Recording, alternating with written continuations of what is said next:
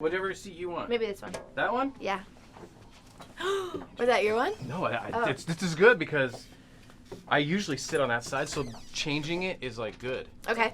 I've become a creature of habit, and it's Yeah, bad. I'm the same way. Like, are you? Yeah. Are you 100%. finding little things that you're doing that's like, whoa? Oh yeah, I get in the rhythm of something and I definitely get stuck. Like what? Man, I mean, literally so much is like everything I get comfortable with, like I keep doing, but I'm trying to think of like my Starbucks drink. Like I get every single day, and I'm like, why? Or like every day. Okay, I drink like, well, now there's this new Cloud caramel macchiato thing that's so good, but I literally always just get the same iced coffee, and then what was I just supposed to say? Oh, Caesar salads for lunch. I'll have that every single day, and I'm like, why? This isn't like I gotta branch out. It's weird though when you start to catch these little things. I know. mean, even like when you wake up and you're like, I put left sock on. It's like, you know what? No, I did that. I'm switching it up and I'm putting the right on. But it's exactly. Weird because no, eventually, down the line, 10, 20 years from now, it's just gonna get worse. I know. And we're gonna become like just like robots. Yeah, or I don't know if you've seen Jack Nicholson, As Good as It Gets, where he gets to the point where he's turning the door lock like 9 times. And checking, he can't step on the lines. He has to do so I'm trying to not get to that. Weird. Yeah. That's an interesting thought. So be careful. By the way, the Cloud is amazing. I know. Caramel? It's so good. The caramel Cloud, yes. Have you done the cinnamon one yet? No. Should I? I don't know. I haven't tried it either. Only caramel cold, one's right? so good though. Yeah. Yeah. So good. It is good. I was so skeptical at first about it, but it's real good. You've had a Starbucks today? I have had a Starbucks today. Will you go again, like when you leave here? Oh, I'll probably go before the show. Yeah. I could probably get another one like later tonight. It's so bad. It's so bad. But it's not, right? No, it's it not is. Bad. No, it's like, and people say, do you get headaches if you don't have it? Yes. Yes. That means have it. Hard yes. I know. It's not bad. It's not like it's... You're right. I shouldn't be ashamed of my coffee addiction. People say you get headaches. It's an addiction. It's not meth. It's freaking Starbucks. Calm down. Just have more. You look beautiful, by the way. Thank all you. decked out. I'm in Vans and a hat. That's fine. Do you wish you were in Vans and a hat? I do. I was just about to say, sweats would be so good right now. I was really just thinking that. I was like, why I can just be in sweats. I could have so gotten away with that, but it's all right. Especially at a radio station. Nobody dresses up here. Yeah. It's the radio. It's fine. So from now on, you come in here with Uggs, sweats. Okay, I don't know about Uggs. No? Probably not Uggs. Okay. It's like more like slides. I can't do Uggs. I can't buy Uggs. Yeah? Yeah, but I'll do like some slides. Okay. Just sweatpants. That's the chill outfit? Yeah. Everybody's excited about your new song. Yes. What? Which Bitch. one? No. Get Me Off This Mother Bus. Everybody's so pumped about the new single, Get Me Off This Mother Bus. How does that go again?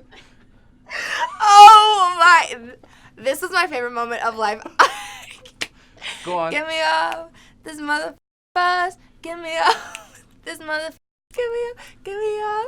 I like literally heard it in 3-part harmonies in my head, and I was like, hop to the harmonies, like, oh my gosh. And the best part is you've already made the lyric video. I love how you wrote "Get Me Off This Mother" bus like 13 times. Oh my gosh, that is so funny. I can't wait to play that after like Adele. Yes. And before Ed Sheeran and stuff. It moves people a lot. It's got so much heart. Somebody wrote and was like, this is me when I'm on the school bus and like trying to get home from school, and I'm like, I just imagined that was so me too. Like it really touches so many people. Because Get Me Off This Mother Bus works when you're a kid in school trying to get off the mother bus. So it like works for everyone. Or anyone being in a position where they're just constantly seeing the same thing. Yeah, exactly. Yeah. So what's wrong with this bus? What's this bus? Because the bus sounds amazing. No, the bus was amazing. I'm just being extremely dramatic, per usual.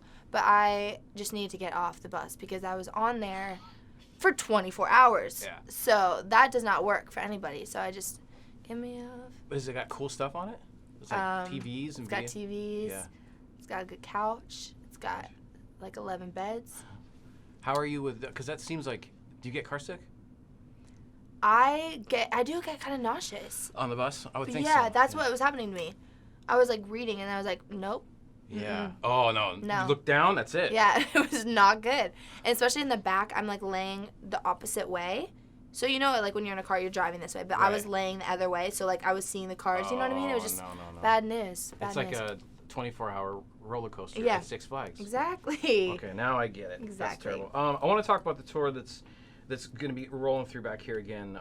Is it? I think November. That's the Chainsmokers and 5 Sauce tour. Yes. talk about that. How did that happen? Who made that phone call? How did you even find out about it? I don't know who made the phone call, but I got told when I was on a plane, and I was like, started crying on the plane in front of everybody. I was like, what? Oh my gosh, I was just so not expecting that. I mean, this is literally my first tour, and so having my first ever tour being the same, the start of the year being my first ever tour, and the end of the year being arenas with Chainsmokers and 5 Stars. I'm just like, how does that make any sense? It's crazy. So it's very, very, very surreal, but so awesome. And they're just like such great people, and I think it's gonna be like the best vibe all around. It's gonna be a good crowd for sure. And by the time you get around, I think it's like 3/4 of the way through, you come to the legendary Forum here in LA, which is this. I mean, it's such history there, and they even like redid it a couple years ago because it's so old. Excited. It needed to be revamped and redone. Really? Yeah, but when you go in there, it's gorgeous. Have you ever been in there before? Oh, okay. No. Wait, are you from LA? I'm originally from Canada, but I live in Nashville. You live in Nashville. Okay, yeah. Okay. So the Forum is something else. So that'll be excited. Speaking of LA, do you get to come here very often, or?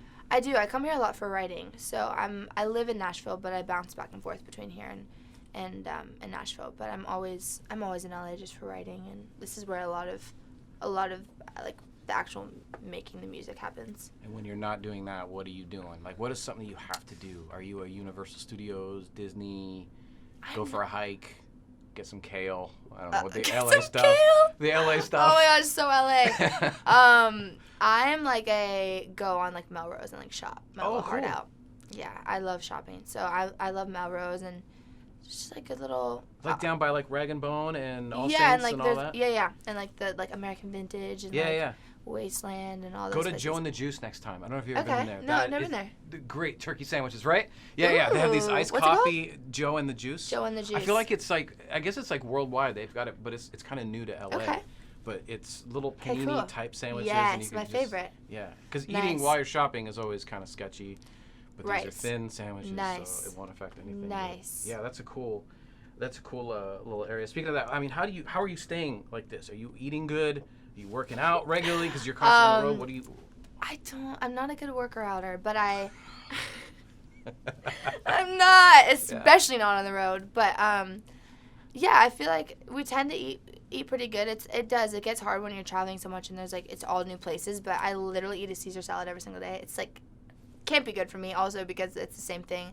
Yeah. Not really getting some nutrition, but. I just stick to that every day, so I know what I'm getting, and there's like good vibe of the whole crew, and like everyone does like to go and like try new food and try new different places everywhere we go, so it's fun. You'd be like 500 pounds if that was me. Just no, I know. Gotta try the In-N-Out. Whatever the In-N-Out is of every city. We have to try this In-N-Out. It must be different. Yeah, it's got to be different. So what's it like? Because you're 18, right? 19, yeah. 19. What is it like being 19? And I know it's a weird question, but I'm thinking to when I was like 19, and I was going to community college and working at the mall, and you're just so not a normal 19 situation. So yeah, I'm guessing you have friends that are living. How do I say the normal life without saying the normal? Yeah, I mean, definitely do. Yeah, I surround myself with pretty like. So to speak, normal people, yeah. But how does it to be kind of the odd one out of that? I mean, is it weird, or are you? It is, yeah, it is weird. But I think because I was on a TV show from when I was like 12 to 18. Yeah. So because I was filming literally since I was 12, it's so normal to me to be like the outcast, which is like not in a sad way, but like genuinely just I feel more comfortable in that anyways, you know what I mean? So I'm so used to it, yeah, because literally like being 12 years old, like that's like starting it then and having it go for 6 years, like that's just such a big chunk of my life. And are your friends like, you've changed, you're not the same person? Oh my god, I heard that all the time. Yeah, I heard that all the time. That's like the go-to. But it's also like, no, I haven't. Like I'm this exact same as I have always been. But yeah, exactly. So it's definitely like it is weird being. It's always weird having like the pressures and everything of an adult when you were younger, But I think now, like, I've kind of figured it out and figured out where I'm comfortable and who I like surrounding myself with and, like, also what keeps me young and keeps me 19, like going to festivals and stuff like that. I think is so important, and I still do. Yeah, and that stuff, like, makes me feel like, oh, I'm a kid, But just hearing you talk and hearing you go through that, that's, like, something you figure out when you're, like, 30. So you're Yeah, it's interesting. It's interesting to hear that coming from a 19-year-old. And now I'm just being blinded by your shoes. By the way, just real quick, how did that happen? Did you make these? Did they come like that? Oh my God, imagine if I made them. No. Well, you got time. We're I on did tour not bus for make 24 them. hours. Yeah. I'm just making them, just blinging up all my clothes. Like, I could be stuck in here forever. Totally. No, these are some Dolls Kill action. Okay. Yeah. Another place I love shopping at. Cool. Okay. Thanks. Let's talk about the new song. Talk about Bitch. Okay, so Bitch it just came out like a couple weeks ago. This is one of the only songs I've ever written that wasn't like a true story that's happened to me, but it was just a cool concept that I loved.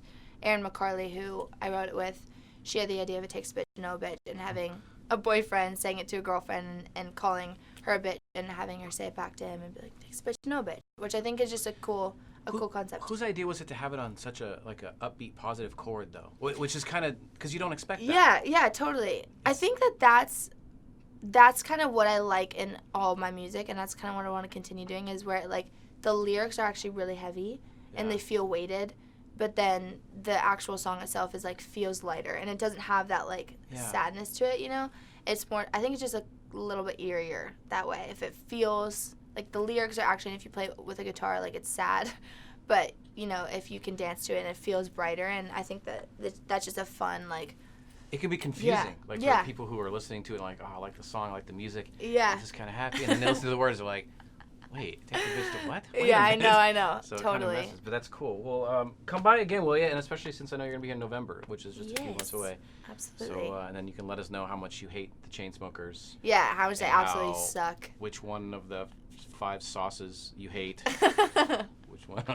And so, yeah, come by again, will you? Awesome. Yeah. Thank you. Thank you.